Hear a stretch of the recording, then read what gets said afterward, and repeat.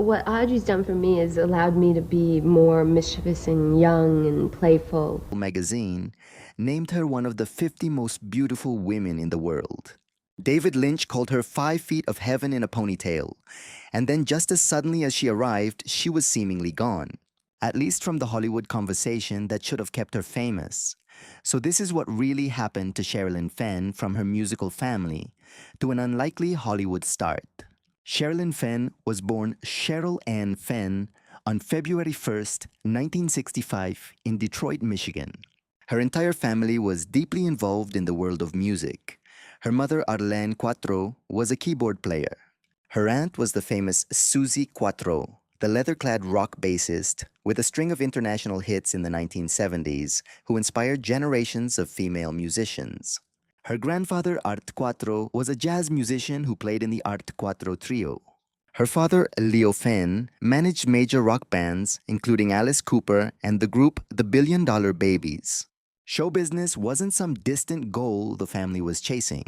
It was simply the world they lived and breathed in. Fenn grew up in Grosse Pointe, Michigan, and was raised Catholic. When she was just 17, her family packed up and relocated to Los Angeles. She later admitted she didn't want to start over at a new high school, so she dropped out during her junior year and enrolled instead at the Lee Strasberg Theater and Film Institute to train as an actress. She paid her bills by waitressing while she waited for those big auditions to finally come through. Her first professional credit was a small role in the 1984 TV movie Silence of the Heart. She started appearing in films and on television, taking small parts and a brief appearance here, or a supporting role there, all while fighting to avoid the projects that showed how the industry wanted to label her. Those early years she spent in Hollywood were definitely not always on her own terms.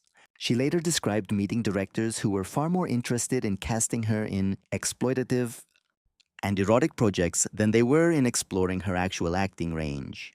The industry saw her face, her porcelain skin, her arched eyebrows, that beauty mark by her left eye, and had very specific plans for her.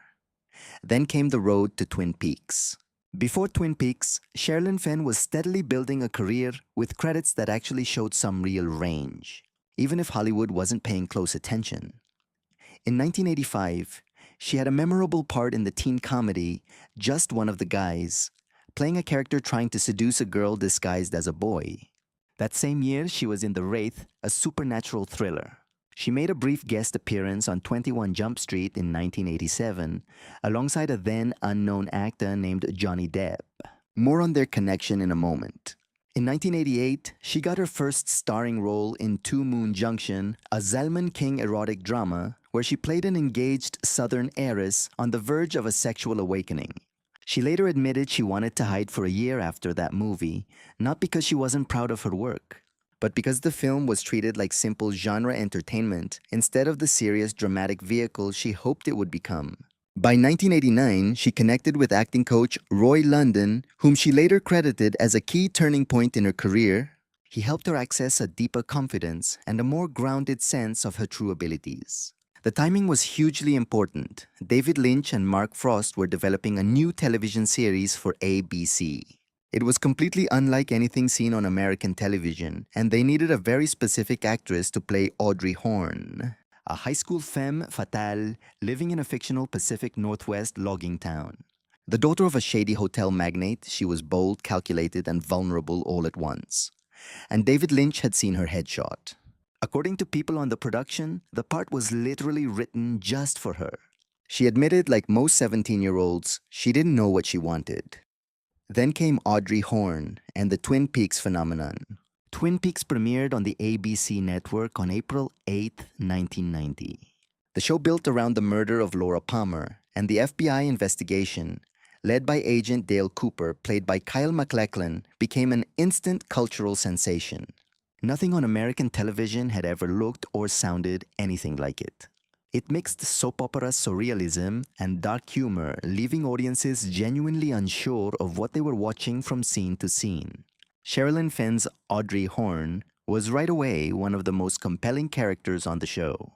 In the world of the show, she was 18 years old, a girl who dressed in 1950s, inspired saddle shoes, plaid skirts, and tight sweaters. She clearly knew more than she let on and pursued her goals with a calculated recklessness that was fascinating to watch. Two scenes especially lodged themselves firmly in the cultural memory. There was one where Audrey danced alone to Angelo Badalamenti's haunting, beautiful score, swaying in a private reverie that seemed to contain all the strange mystery of the entire town around her. And another where she famously knotted a cherry stem with her tongue, a bit of cinematic flair that became one of the most copied images of the early 1990s. The writing team for the show had actually intended to create a genuine romance between Audrey Horne and Agent Cooper. That entire plotline was abandoned, according to Fenn, because Kyle MacLachlan, who was dating cast member Lara Flynn Boyle at the time, objected to being romantically paired with a character who was still a teenager. Cooper himself eventually explains to Audrey that he won't pursue her for her own safety. This major change in direction dramatically shifted Audrey's role throughout the second season, putting her in scenes with different characters and sending her story on a whole new trajectory. In October 1990, while the show was still in its initial run, Fenn appeared on the cover of Rolling Stone magazine with her co-stars Mädchen Amick and Lara Flynn Boyle. That very same year, she also appeared in the pages of Playboy magazine and was named one of the 10 most beautiful women in the world by US Magazine. In 1991, People magazine added her to their coveted list of the 50 most beautiful women in the world. She also earned a Golden Globe nomination for Best Supporting Actress in a Series and an Emmy nomination for Outstanding Supporting Actress in a Drama Series. The Emmy nomination was for 1990, while the Golden Globe recognition came in 1991. Piper Laurie, who famously played Catherine Martell, ended up winning the Golden Globe that particular year. After Twin Peaks came difficult choices and consequences. When Twin Peaks finally concluded in 1991, cancelled by ABC, after just 2 seasons, Sherilyn Fenn could have very easily taken the simple road. The entertainment industry had a very clear and specific idea of what her next move should be. Studios began offering her endless variations on Audrey Horne, the seductive teenager, the alluring mystery, or the beautiful troublemaker. She flatly said no to all of them. She even turned down an Audrey Horne spin-off series that was pitched directly to her. That concept, a show following Audrey to Hollywood, was eventually reimagined by David Lynch as the 2001 movie Mulholland Drive, which had no connection to Fenn, but grew from that same original idea. She also made the decision to decline an appearance in the 1992 prequel film Twin Peaks, Fire Walk with Me, which was directed by Lynch. Her reasoning was purely practical. She was already committed to filming of Mice and Men. Gary Sinise's 1992 adaptation of the celebrated John Steinbeck novella was highly praised by critics. Fenn portrayed Curly's wife, a character who is not even given a name in Steinbeck's book, and she brought a true emotional depth to the role. She acted opposite Sinise and the great John Malkovich. Critic Roger Ebert specifically noted the ensemble's incredible strength. This was precisely the kind of work she wanted to be known for. It was serious, character-driven work that didn't just depend on her good looks. Right after the Twin Peaks pilot, Lynch had also cast her in a small part in his 1990 film Wild at Heart, which won the Palme d'Or at the Cannes Film Festival that year. She played a young woman who was injured in a car accident and could only focus on her purse, a brief and intentionally bizarre performance that perfectly fit Lynch's vision. And then came the infamous film Boxing Helena. Jennifer Lynch, who is David Lynch's daughter, was making her much-anticipated directorial debut back in 1993. The film, based on a story by Philippe Callon, focused on a surgeon obsessed with a woman he was once with, who then amputates her limbs to hold her captive. The movie had already been through an incredibly chaotic pre-production phase before filming ever started. The pop superstar Madonna had initially shown a great deal of interest in the leading role. Then actress Kim Basinger signed on only to back out, leading to Basinger being sued and hit with a verdict of almost $9 million, which was overturned before she settled for $3.8 million. The acclaimed actor Ed Harris had also walked away from the controversial production. The drama over Basinger's departure completely dominated the film's media coverage long before anyone had seen a single frame. Sherilyn Fenn, stepped into the role of Helena in December 1991. She and Jennifer Lynch worked very closely together on the challenging project, and both were reportedly extremely proud of the final result. The movie premiered at the Sundance Film Festival in January 1993, where it was even nominated for the Grand Jury Prize. It was finally released in September 1993 to a critical reception that was somewhere between dismissive and downright hostile. Boxing Helena became a total commercial failure. The public had been obsessed with the lawsuit coverage for more than a year, so when the film eventually arrived, the audience it attracted was tiny, and the scandalous reputation the controversy had created around it proved impossible to overcome. Fenn would describe her attraction to the difficult role in terms that went far deeper than just the surface. Women often feel like they are being put in a box. Society Hollywood's certain men, they all want to wrap women up into a neat little package. She viewed the film as a powerful statement about control and captivity that went much deeper than the shocking premise suggested. Unfortunately, not many viewers at the time were prepared to see it in those deeper terms. Isn't it just nice that people are finding some joy with other people, and maybe love and happiness?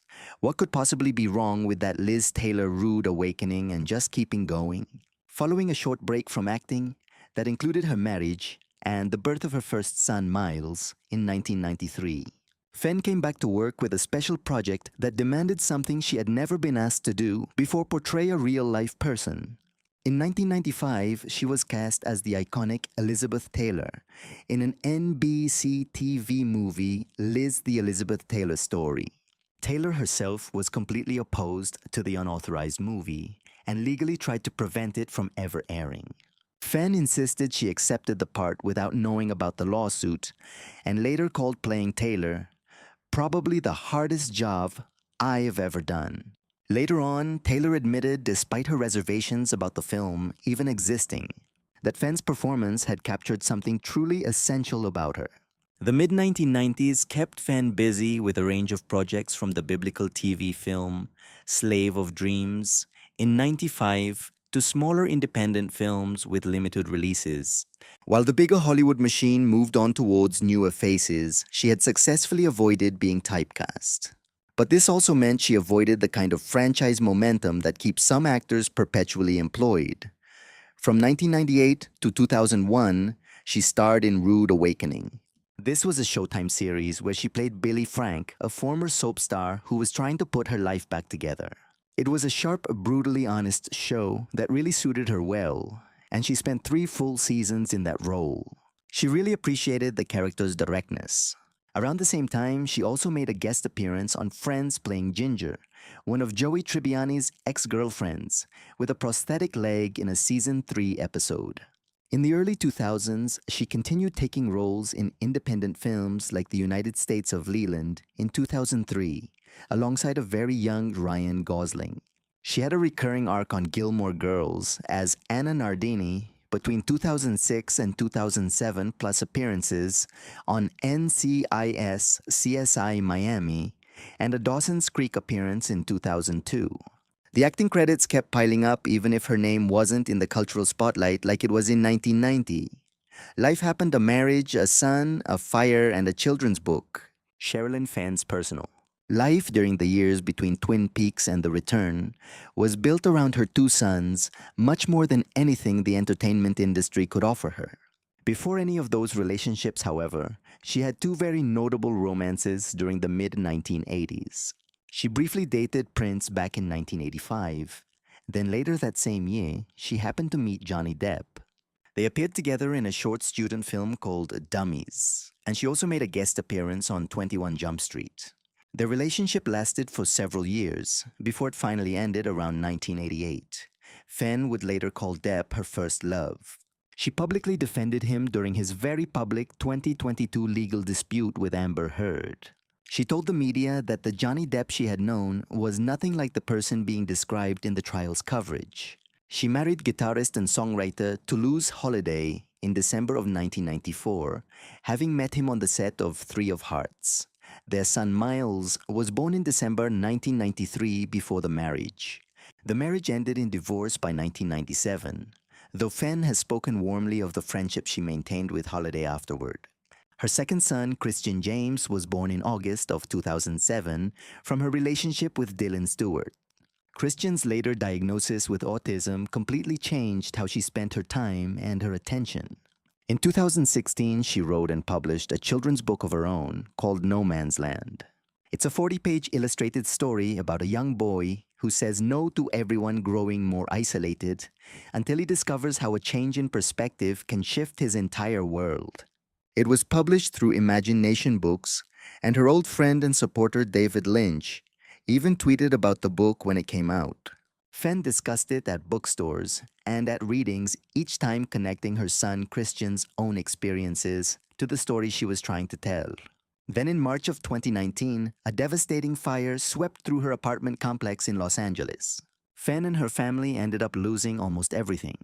She described the aftermath in terms of faith and moving forward the need to continue on, even when life strips away what you thought you needed. Meanwhile, the landlords disputed all responsibility. A GoFundMe campaign was launched, and fans of her work, many of them devoted to Twin Peaks for 3 decades, really showed up to help her.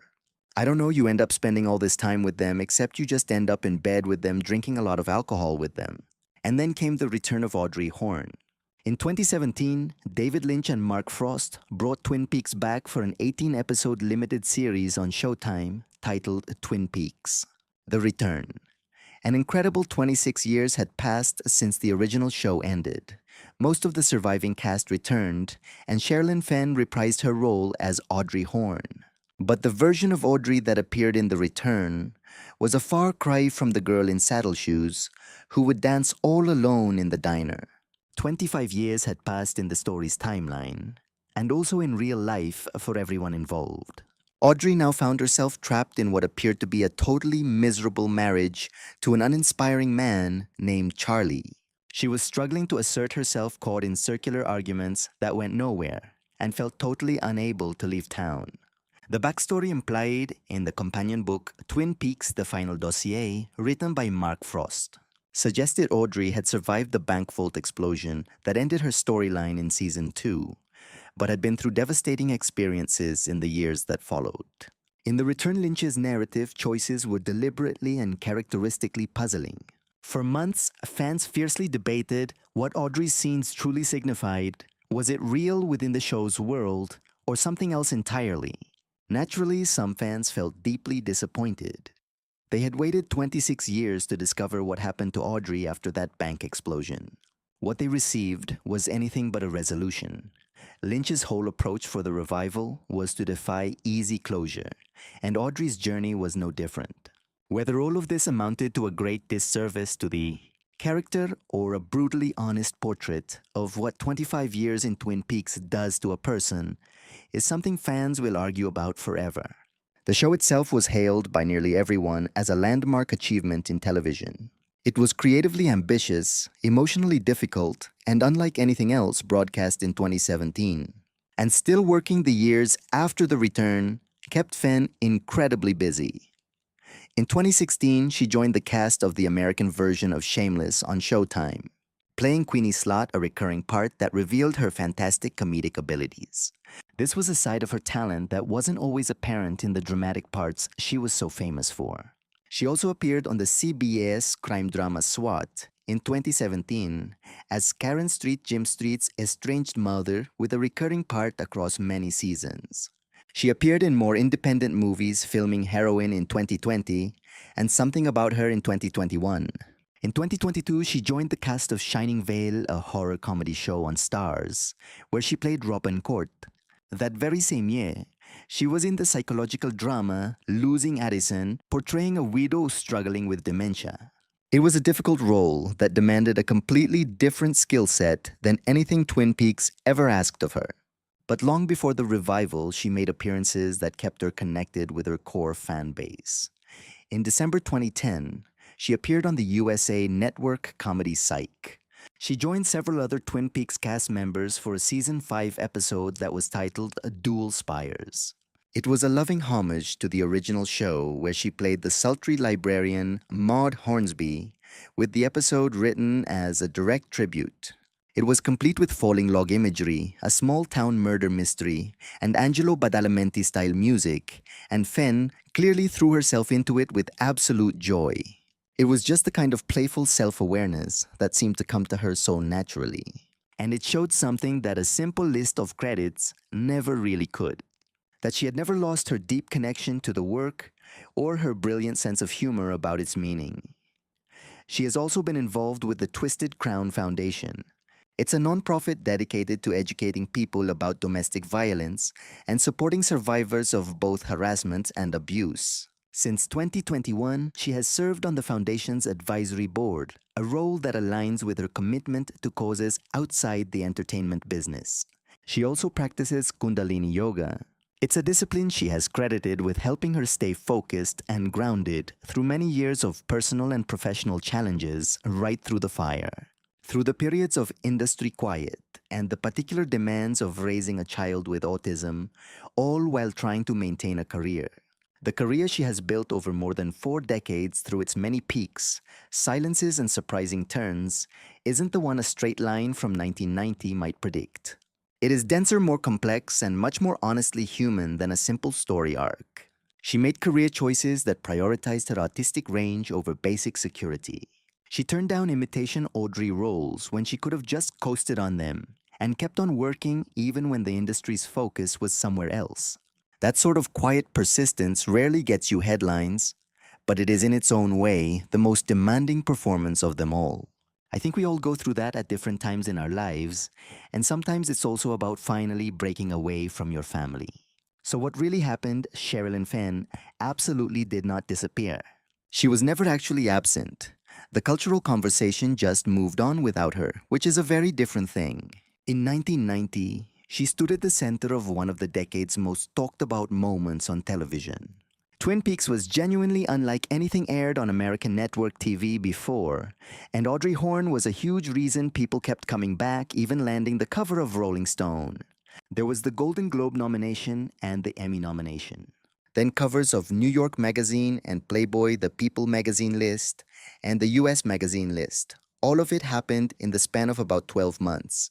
That sort of condensed fame generates massive momentum, but also enormous pressure to permanently remain the person that first created all that buzz. The demands that followed to just replicate the version of herself that had been so commercially successful were demands she simply declined. She chose a risky film like Boxing Helena when it would have been so much safer to pick something else. She famously turned down a spin-off series that was built around her most well-known character. She pursued roles in small independent films when the big studio movies would have been a more reliable paycheck. She raised a family with one of her children having special needs that completely reshaped her energy and her entire creative life. These were not failures of ambition. They were conscious choices made by a woman who knew her own values, even when the industry she worked in refused to understand them. She also had to face hardships that had nothing to do with her choices at all. A devastating fire, for instance, that completely destroyed her home. And then there's the cultural machine that constantly dismisses women once they reach a certain age or get too far from their most famous role. The entertainment business has a very particular and convenient amnesia about women, who don't stay in the exact box it put them in. Hollywood tends to mistake their absence from the headlines for an absence from the work, and those are not remotely the same thing. The question this video's title asks, what really happened to Sherilyn Fenn, has an answer that doesn't really fit into one simple, tidy narrative. She simply kept going. She built an entire life and a body of work on her own terms, as much as those terms were ever available to her. She even wrote a children's book inspired by her son. She eventually returned to Twin Peaks playing the unforgettable Audrey Horne one last time. 26 years older and still in absolute command of the character. The industry had moved on from her, but she had not. That is what happened to Sherilyn Fenn. If you were one of the people who watched Twin Peaks when it originally aired, who always stayed up late, who made absolutely sure the VCR was recording, and then talked about it all the next day, you already know how special that whole experience was. Sherilyn Fenn was an essential part of what made that show a phenomenon. She deserves to be remembered for her full career, not just as a face on a 1990 Rolling Stone cover. If this video brought back some memories for you, please leave a comment. And if you enjoyed it, make sure you give it a like and subscribe to the channel. We have plenty more stories just like this one.